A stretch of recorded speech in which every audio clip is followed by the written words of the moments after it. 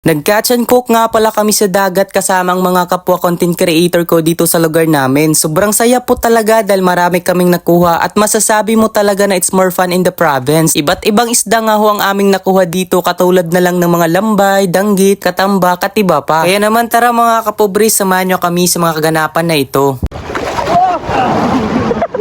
Grabe!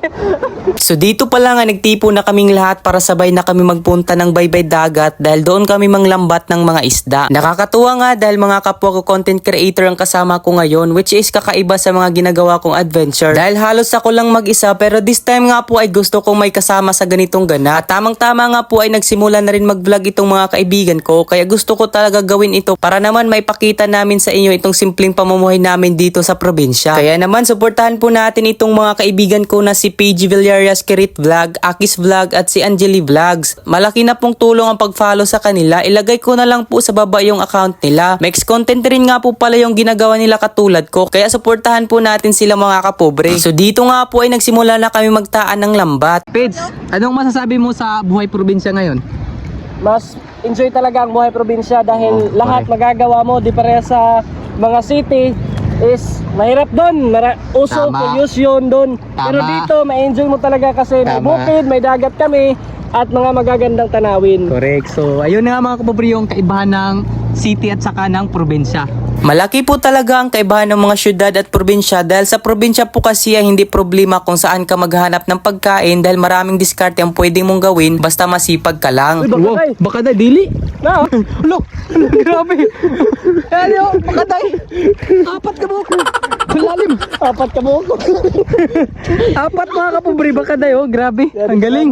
Sa syudad naman po ay mahirap ang buhay doon kapag wala kang trabaho. Lahat po kasi ng mga bilihin doon ay dapat bilhin mo, unlike dito sa probinsya na pwede ka makalibre basta marunong ka lang kung paano mamuhay ng walang inaapakang tao. Mas masarap pa rin talaga kapag malinis yung kinikita mong pera kaya wag po natin sayangin yung mga opportunity na ibinigay ng Diyos sa atin. Karamihan po kasi ng mga tao ngayon ay kakapit talaga sa patalim para lang sa mga sariling kapakanan, lalo na kapag pera yung pinag-uusapan. Wag po tayo masilaw sa mga ganyang bagay. Tandaan nyo po lahat ng bagay dito sa mundo ay temporary lang. Kung ikaw ay maraming narating sa buhay o nagawa, lahat ng yan ay hindi mo madadala kapag tayo ay namatay na. Kaya napaka-importante po talaga ng relasyon natin sa Panginoon. Sama po natin siya sa lahat ng mga ginagawa natin para magabayan tayo sa tamang daan tungo sa magandang kinabukasan. So medyo okay na nga yung size ng mga isda mga kapobre at kung napapansin nyo, puro mga latab at katambak na isda yung halos nakuha namin. Hindi po talaga ako makapaniwala na meron palang ganitong isda sa area na ito. Yung laki ng ano. Grabe. No. Anak ko pa. Grabe. Ang laki.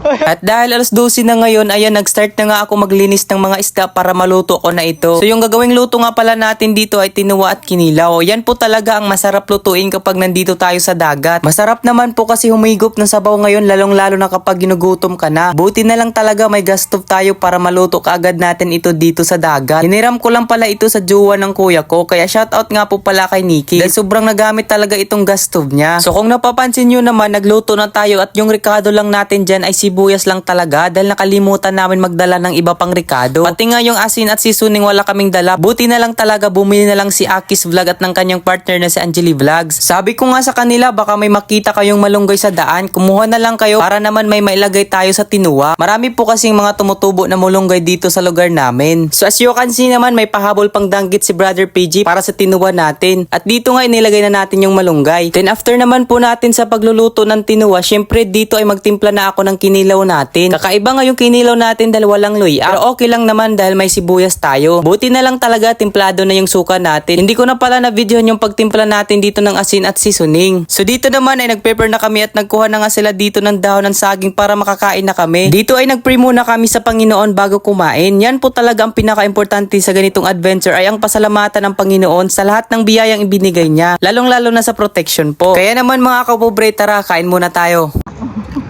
Wow.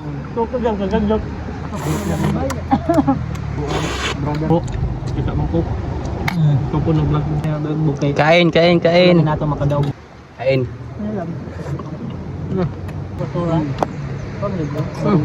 So dito naman mga kapobre ay patapos na kaming kumain at fast forward tayo dito dahil nanguha ulit kami ng mga isda para may madala kami pag uwi ng bahay. Para na rin may maulam kami pan dinner. Na yan mga kapobre.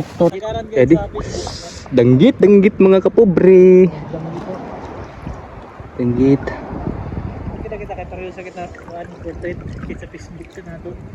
Dakuy ka!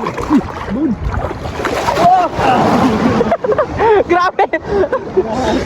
Grabe talaga mga kapobre dahil malakas yung alon dito at pa-high tide na nga pala ito. Pero ganoon pa man patuloy pa rin tayo sa pangunguha. Yung target nga ho namin dito ay mga lambay na crabs. Dahil ang tataba po kasi nila, hindi pa gaano kalaki yung nakuha namin pero yung laman niya ay sobrang taba po talaga. So dito naman ay tapos na kami ng lambat at konti lang yung mga nakuha namin pero okay na ito. Kaya hanggang dito na lang tayo sa video ito mga kapobre. Hanggang sa muli. Paalam!